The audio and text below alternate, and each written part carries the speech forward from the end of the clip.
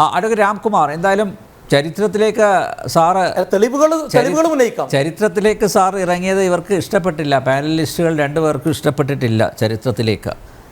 ഞാൻ വളരെ വിനയപൂർവ്വം സാക്ഷാൽ മുഖ്യമന്ത്രിയുടെ ഇന്നത്തെ പ്രസ്താവന ഈ രാഷ്ട്രീയ പ്രവർത്തകരുടെ ശ്രദ്ധ ക്ഷണിക്കുകയാണ്. അദ്ദേഹം പറഞ്ഞത് സ്വാതന്ത്ര്യ സമരത്തിൽ പങ്കെടുക്കാത്ത ആളുകൾ ആണ്. അദ്ദേഹം പറഞ്ഞത് ശരിയല്ല, പക്ഷേ ചരിത്രമല്ലേ അദ്ദേഹം പറഞ്ഞത്. ചരിത്രം പറയേണ്ടത് ഇന്നത്തെ ആനുകാലിക കാര്യങ്ങൾ അപഗ്രഥിച്ചെടുക്കാൻ അനിവാര്യമാണെന്ന് എൻ്റെ രാഷ്ട്രീയ പ്രവർത്തകരായ സുഹൃത്തുക്കൾ ഒന്ന് ഓർമ്മിക്കുന്നത് നന്നായിരിക്കും. ഇപ്പോഴും ഗാന്ധിവധത്തെക്കുറിച്ച് എന്താ പറയണത്? ചരിത്രത്തിൻ്റെ ഭാഗമല്ലേ. ഒരു നുണപ്രചരണം കഴിഞ്ഞ 50 കൊല്ലമായിട്ട് നടത്തിയിട്ട് അത് ഏശാത്തത് കൊണ്ട് ഇപ്പോഴും അതല്ലേ പറയണത്. പിന്നെ സംഘപരിവാർ എന്ന് ആവർത്തനം ഇല്ലെങ്കിൽ മുസ്ലിം ജനസാമാന്യത്തെ ഒരുമിച്ച് നിർത്താൻ കഴിയില്ല എന്നുള്ളത് ശക്തിയാണോ ബലഹീനതയാണോ? എൻ്റെ വിനീത അഭിപ്രായത്തിൽ നഗ്നമായ ബലഹീനതയാണ്. അത് പറഞ്ഞ് ആ ഇമ്പാച്ചി പറഞ്ഞ് പേടിപ്പിച്ച് പാവപ്പെട്ട മുസ്ലിം സഹോദരന്മാരെ തെറ്റിദ്ധരിപ്പിക്കുന്നതാണ് കപടമതേതരത്വം. ഇവിടെ പങ്കെടുത്ത 3 രാഷ്ട്രീയ പ്രവർത്തകരുടെ അഭിപ്രായം കേൾക്കുമ്പോൾ ഞാൻ ആദ്യം പറഞ്ഞത് ആവർത്തിച്ച് പറയാൻ ആഗ്രഹിക്കുകയാണ്. ഇവിടെ മതേതരത്വമല്ല രാഷ്ട്രീയ പാർട്ടികൾ, കപട മതേതരത്വമാണ്. കാരണം ഇവിടെ എൻ്റെ സുഹൃത്ത് ശ്രീകുമാർ പറഞ്ഞു, ഈ ശ്രീ വിജയരാഘവൻ പൊതുയോഗത്തിലാണ്. അല്ല, അദ്ദേഹം സംസാരിച്ചത് വയനാടിൻ്റെ CPM സമ്മേളനത്തിലാണ്.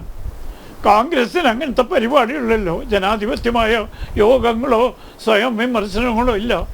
നിങ്ങൾ ഏറ്റവും അധികം വിമർശിക്കുന്ന CPMന് ജനാധിപത്യമായ പ്രവർത്തന ശൈലിയുണ്ട് എന്നുള്ളത് രാഷ്ട്രീയത്തിലെ സ്വാഗതാർഹമായ കാര്യമല്ലേ? പല യോഗങ്ങളിലും മുഖ്യമന്ത്രി അടക്കം വിമർശിക്കുന്നു. ഏതെങ്കിലും കോൺഗ്രസ് യോഗത്തിൽ ഒരു കോൺഗ്രസിനെ വേണ്ട, നിങ്ങളത് നയിക്കുന്ന കുടുംബത്തിൽ ഒരാളെ പറ്റി പറയാൻ ഒരു കോൺഗ്രസ് അംഗത്തിന് സ്വാതന്ത്ര്യമുണ്ടോ? എന്നിട്ട് മതേതരത്വം എന്നിപ്പോഴും വീമ്പളക്കുന്നു. എന്ത് മതേതരത്വമാണ് നിങ്ങൾ നടപ്പാക്കുന്നത്? ഞാൻ ചോദിച്ചോട്ടെ, ഇസ്രയേലിൽ ഒരു സംഗീത പരിപാടിക്ക് വന്ന നിരപരാധികളായ സ്ത്രീകളെയും കുട്ടികളെയും കൊന്നടക്കിയവരെ പിന്തുണച്ചവരല്ലേ കോൺഗ്രസും ഇന്ത്യൻ യൂണിയൻ മുസ്ലിം? അതാണ് നിങ്ങളുടെ മതേതരത്വം. അത് അവരെ കൊന്നടക്കിയ ഹമാസിന് വേണ്ടി സമ്മേളനങ്ങൾ നടക്കുന്നു കോഴിക്കോടും മലപ്പുറത്തും. അതിന് മുൻകൈ എടുക്കുന്നു ഖദർധാരികളായ കോൺഗ്രസ്സുകാർ. പാവം, സഹതാപം തോന്നുന്നു ആ പാർട്ടിയുടെ അധപ്പതനത്തിൻ്റെയും ദയനീയമായ നിലവാരത്തിൻ്റെയും. അപ്പോൾ ഇവരൊന്നും ഒരു മൂല്യങ്ങളുടെ രാഷ്ട്രീയ ചർച്ചയ്ക്ക് തയ്യാറല്ല. സങ്കുചിതമായ പ്രാദേശികമായ രാഷ്ട്രീയ. പിന്നെ ഇവിടെ കൊടിയെപ്പറ്റി പറഞ്ഞു. ശ്രീ രാഹുൽ ഗാന്ധി വയനാട്ടിൽ മത്സരിക്കുമ്പോൾ കോഴിക്കോട് എയർപോർട്ടിനടുത്ത് പച്ചക്കൊടി പറപ്പിച്ചപ്പോൾ നഴ്സറി കുട്ടികളുടെ ബസ്സുകൾ കാത്തിരിക്കുകയായിരുന്നു. അവർ ചോദിച്ചു, എന്താണ് പാകിസ്ഥാൻ കൊടി ഇവിടെ പറപ്പിക്കണമെന്ന്. ഇത് മാധ്യമങ്ങളിൽ വന്ന ശേഷമാണ് പച്ചക്കൊടി പിൻവലിച്ചത്. ഇപ്പം കഴിഞ്ഞ തവണ പച്ച ബലൂണാണ് ഉണ്ടായിരുന്നത്.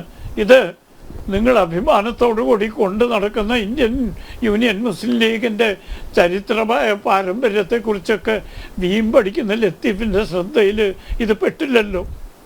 എന്തിനാ നിങ്ങൾ കൊടി താഴെ വെച്ചത്?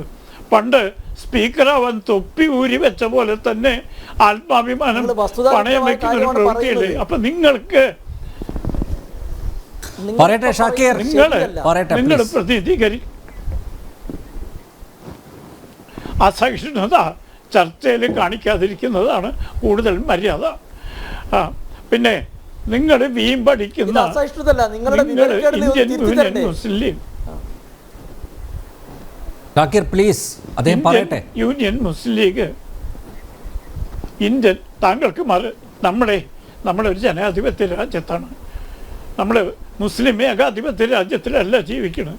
അതുകൊണ്ട് സ്വതന്ത്രമായ ജനാധിപത്യപരമായ അഭിപ്രായം പറയാൻ ഭാഗ്യവശാൽ ഈ രാജ്യത്ത് സൗകര്യമുണ്ട്, താങ്കൾക്കും സൗകര്യമുണ്ട്. ഒന്ന് ക്ഷമിച്ചിരിക്കൂ. അസഹിഷ്ണുത തൽക്കാലം ഒന്ന് മാറ്റിവെക്കും. ഞാൻ പറഞ്ഞു വന്നത്, ഇന്ത്യൻ യൂണിയൻ മുസ്ലിം ലീഗ് അഭിമാനത്തോട് പിടിച്ചിരുന്ന കൊടി പതാക ബലൂണാക്കി മാറ്റാൻ എന്തുകൊണ്ടാണ് അവർ സമ്മതിച്ചത്? മുസ്ലിം ലീഗിന് 2 മണ്ഡലങ്ങൾ ഒഴിച്ച് ബാക്കി എല്ലാ മണ്ഡലങ്ങളിലും മുസ്ലിം ലീഗിന് കാര്യമായ സ്വാധീനമുള്ളതാണ് വയനാട് എന്ന് എല്ലാവർക്കും അറിയാം. മാനന്തവാടിയും കൽപ്പറ്റയും ഒഴിച്ച് അവിടെയും മാനന്തവാടിയിലും കാര്യമായ സ്വാധീനമുണ്ട്. ബാക്കിയെല്ലാം മുസ്ലിം ലീഗിന് അഭൂതപൂർവമായ വിജയം സമ്മാനിച്ച മണ്ഡലങ്ങളാണ്. എന്നിട്ട് അത് മുസ്ലിമിൻ്റെ വിജയമല്ല എന്ന് പറയുന്നതാണ് കപടമതേതരത്വം. വാസ്തവത്തിൽ കഴിഞ്ഞ തെരഞ്ഞെടുപ്പിൽ ഞാൻ ആവർത്തിക്കുന്നത് ക്ഷമിക്കണം, പ്രിയങ്ക ഗാന്ധിക്ക് ഏറ്റവും കൂടുതൽ വോട്ട് കിട്ടിയത് ഏറനാട് മണ്ഡലത്തിൽ നിന്നാണ്. ലീഗ് കോൺഗ്രസ് വോട്ടുകളാണെന്ന് ലത്തീഫിന് അഭിപ്രായമുണ്ടോ? ലീഗിൻ്റെ ശക്തി കൊണ്ട് മാത്രമാണ് പ്രിയങ്ക ഗാന്ധി ഇന്ന് പാർലമെൻറ്റിൽ എത്തുന്നത്. അതുകൊണ്ട് നന്ദിപൂർവമായിട്ടാണ് ഹമാസിന് വേണ്ടി സ്വീകരണമൊരുക്കാൻ അവർ മുൻകൈ എടുക്കുന്നത്. ബംഗ്ലാദേശിലെ പീഡിപ്പിക്കപ്പെടുന്ന ഹിന്ദുക്കൾക്ക് വേണ്ടി ഒരു ശബ്ദമുയർത്താൻ അവർക്ക് ധൈര്യമില്ല. കാരണം വോട്ട് ചെയ്ത ലീഗുകാരെ മുഷിപ്പിക്കാൻ അവർക്ക് മടിയാണ്. ഇതാണ് നിങ്ങൾ കാണിക്കുന്ന കപടമതേതരത്വം എന്ന് ഞാൻ ആവർത്തിക്കുന്നു. എൻ്റെ സുഹൃത്ത് ശ്രീകുമാർ പറഞ്ഞു, ശ്രീ വിജയരാഘവൻ വയനാട്ടിലെ പാർട്ടി സമ്മേളനത്തിലല്ലാതെ വയനാടിനെ കുറിച്ച് വേറെ എവിടെ സംസാരിക്കുക? തിരുവനന്തപുരത്ത് നെടുമങ്ങാട്ട് പോയിട്ടാണോ സംസാരിക്കേണ്ടത്? അദ്ദേഹം സംസാരിച്ചത് വളരെ പ്രസക്തമാണ്. അദ്ദേഹത്തിൻ്റെ അഭിപ്രായത്തോട് വിയോജിപ്പുണ്ടാകാം, അതിനെ എതിർക്കാം, അത് ശരിയല്ല എന്ന് പറയാം. പക്ഷേ അത് പാർട്ടിയുടെ നിലപാടല്ല എന്ന് കോൺഗ്രസിൻ്റെ സംഘടനാ ശൈലിയുടെ നിലവാരം വെച്ച് അവരെ അളക്കരുത്. അവർ ജനാധിപത്യ വിരുദ്ധരാണെന്നൊക്കെ പറഞ്ഞാലും വളരെ ജനാധിപത്യ പ്രക്രിയയിൽ എല്ലാ ഏരിയ സമ്മേളനങ്ങളും നടന്നുകൊണ്ടിരിക്കുകയാണ്. അവിടെ പ്രമുഖരെ വിമർശിക്കുന്നുണ്ട്, പാർട്ടി സെക്രട്ടറിമാരെ വിമർശിക്കുന്നുണ്ട്. നിങ്ങളുടെ ഇന്ത്യൻ നാഷണൽ കോൺഗ്രസ് ഇന്ന് വരെ ജനാധിപത്യമാരെ തിരഞ്ഞെടുപ്പ് നടന്നു. ആദ്യം നടന്നത് സുഭാഷ് ചന്ദ്രനെ ചവിട്ടിപ്പുറത്താക്കിയ തിരഞ്ഞെടുപ്പല്ലേ? എന്നിട്ട് ഇപ്പോൾ വീമ്പടിക്കുകയാണ്. പാരമ്പര്യവും ചരിത്രവും പറയാൻ പാടില്ല എന്ന് എനിക്ക് മുന്നറിയിപ്പ്. പക്ഷേ മറക്കാൻ വിഷമമുണ്ട് സുഹൃത്തുക്കളെ. നിങ്ങളുടെ ഇതപര്യന്തമുള്ള പ്രവൃത്തികൾ നമ്മുടെ രാജ്യത്തെ ജനങ്ങൾക്ക് മറക്കാൻ വിഷമമുണ്ട് സുഹൃത്തുക്കളെ. അതുകൊണ്ടാണ് അത് ഓർമ്മിപ്പിക്കുന്നത്. ആ ചരിത്രം എത്ര ആവർത്തിച്ച് പറഞ്ഞാലേ നമ്മുടെ ദേശീയയുടെ മുൻപന്തിയിൽ നിന്നൊരു പ്രസ്ഥാനം കപടമതേതരത്വത്തിൻ്റെ പ്രസ്ഥാനമായി തരംതാണ് ചരിത്രം.